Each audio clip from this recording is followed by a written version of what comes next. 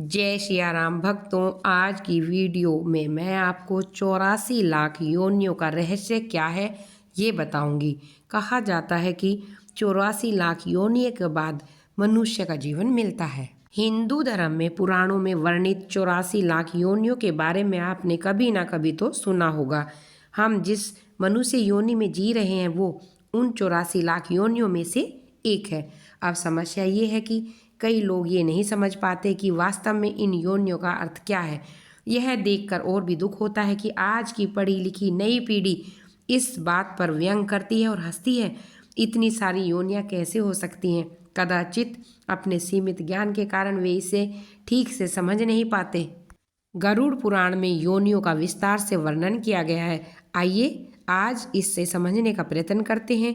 सबसे पहले प्रश्न आता है, क्या एक जीव के लिए संभव है कि वो इतने सारे योनियों में जन्म ले सके? तो उत्तर है हाँ।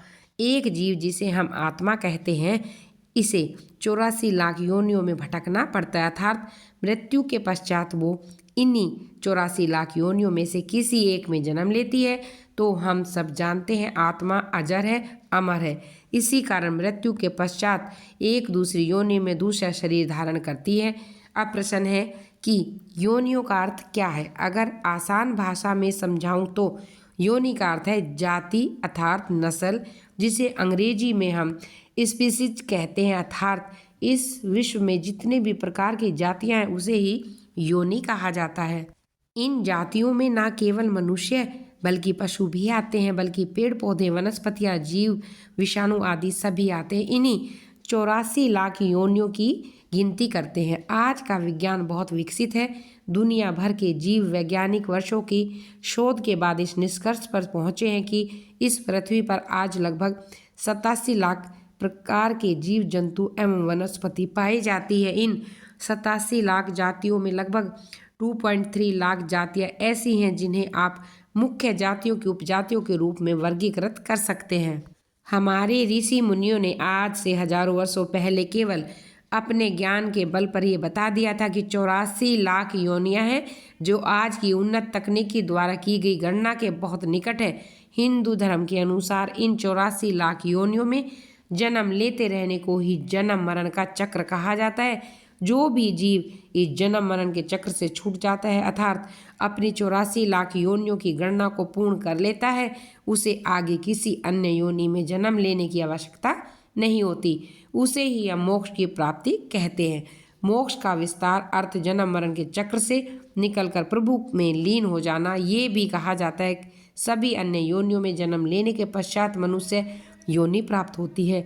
मनुष्य योनि से पहले आने वाली योनियों की संख्या 80 लाख बताई गई है। अर्थात हम जिस मनुष्य योनि में जन्मे हैं इतनी विरल है कि सभी योनियों के कष्टों को भोगने के पश्चात ही ये हमें प्राप्त होती है। चूंकि मनुष्य योनि तो अंतिम पड़ाव है, यहाँ जीव अपने कई जन्मों के पुण्य के कारण पहुँचता है। मनुष्य योनि ही मोक्ष की प्राप्ति का सर्वोत्तम साधन माना जाता है। विशेषकर कलयुग में जो भी मनुष्य पाप कर्म से दूर पुण्य करता है उसे मोक्ष की प्राप्ति होती है, उतनी ही अधिक संभव होती है। किसी भी अन्य योनि में मोक्ष की प्राप्ति इतनी सरल नहीं है जितनी मनुष्य योनि में। हमें समझना चाहिए हम कितने सौभाग्यशाली हैं, हमने मनुष्य योनि में जन्म लिया है। एक प्रश्न और पूछा जाता है कि क्या मोक्ष पाने के लिए मनुष्य योनि तक पहुंचना, उसे जन्म लेना अनिवार्य है?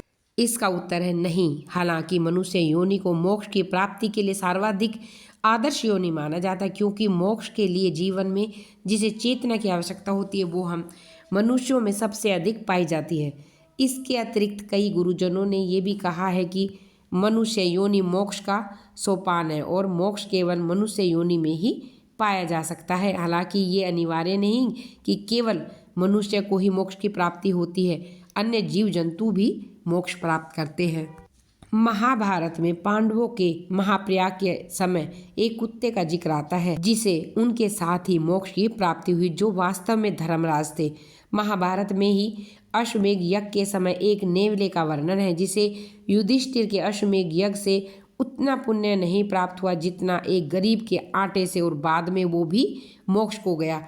विष्णु एवं गरुड़ पुराण में एक गज और ग्रह का वर्णन आया है जिन्हें भगवान विष्णु के कारण मोक्ष की प्राप्ति हुई। वो ग्रह पूर्व जन्म में गंधर्व और गज भक्त राजा था, किंतु कर्म फल के कारण अगले जन्म में पशु योनि में जन्मे। ऐसे ही एक गज का वर्णन गजानन की कथा में आता है, जिसके सिर को श्री गणेश के सिर के स्थान पर लगाया गया था।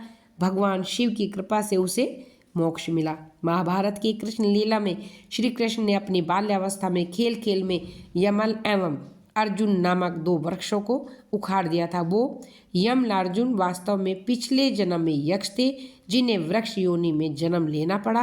अर्थात जीव चाहे किसी भी योनि में हो, अपने पुण्य कर्मों से और सच्ची भक्ति से मोक्ष को प्राप्त कर सकता है। एक और प्रश्न पूछा जाता है, क्या मनुष्य योनि सबसे अंत में मिलती है? इसका उत्तर है नहीं।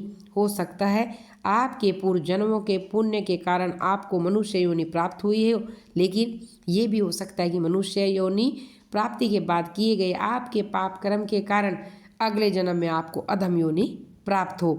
इसका उदाहरण आपको ऊपर की कथाओं में मिल गया होगा। कई लोग इस बात पर भी प्रश्न उठाते हैं कि हिंदू धर्म ग्रंथ विशेषकर गरुड़ पुराण में अगले जन्म का भय दिखाकर लोगों को डराया जाता है, जबकि वास्तविकता ये है कि कर्मों के अनुसार अगली योनि का वर्णन है। कलयुग में किए गए थोड़े से भी पुण्य का फल बहुत अधिक मिलता है। कई लोग ये समझते हैं कि अगर किसी मनुष्य को बहुत पुण्य करने के कारण स्वर्ग की प्राप्ति होती है तो इसी का अर्थ मोक्ष है, जबकि ऐसा नहीं है। स्वर्ग की प्राप्ति मोक्ष की प्राप्ति नहीं है। स्वर्ग की प्राप्ति केवल आपके द्वारा किए गए पुण्य कर्मों का परिणाम स्वरूप है। स्वर्ग में अपने पुण्य का फल भोगने के बाद आपको पुनः किसी अन्य योनि में जन्म लेना पड़ता है, अर्थात आप जन्म और मरण के चक्र से मुक्त नहीं होते। रामायण और हरिवंश पुराण में कहा गया है कि कलयुग में मोक्ष की प्राप्ति का सबसे सरल साधन राम नाम है। जय श्री राम। आपको ये जानकारी कैसी लगी कृपया कमेंट करके जरूर बताइए। वीडियो पसंद आए तो लाइक कीजिए, सब्सक्राइब कीजिए और वीडियो को अधिक से अधिक शेयर कीजिए।